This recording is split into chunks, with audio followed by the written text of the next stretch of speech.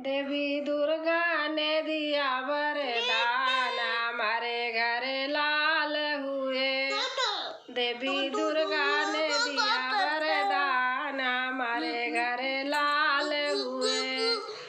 कौन घड़ी राम कौन घड़ी लक्ष्मण, कौन घड़ी राम कौन घड़ी लक्ष्मण, कौन घड़ी भरता भुआल, हमारे घर लाल हुए।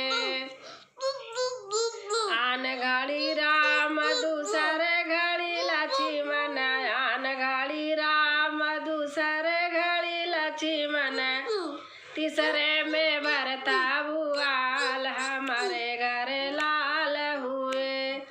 देवी दुर्गा ने दिया वरदान, हमारे घर लाल हुए।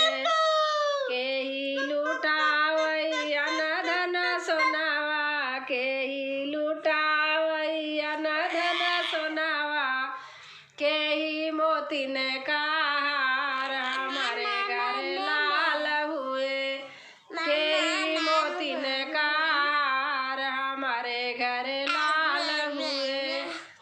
देवी दुर्गा ने दिया वरदान, हमारे घर लाल हुए। देवी दुर्गा ने दिया वरदान, हमारे घर लाल हुए।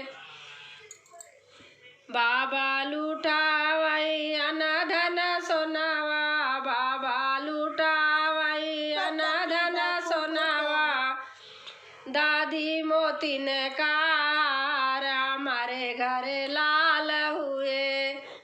अरे दादी मोतिन का हार, हमारे घर लाल हुए। देवी दुर्गा ने दिया वरदान, हमारे घर लाल हुए।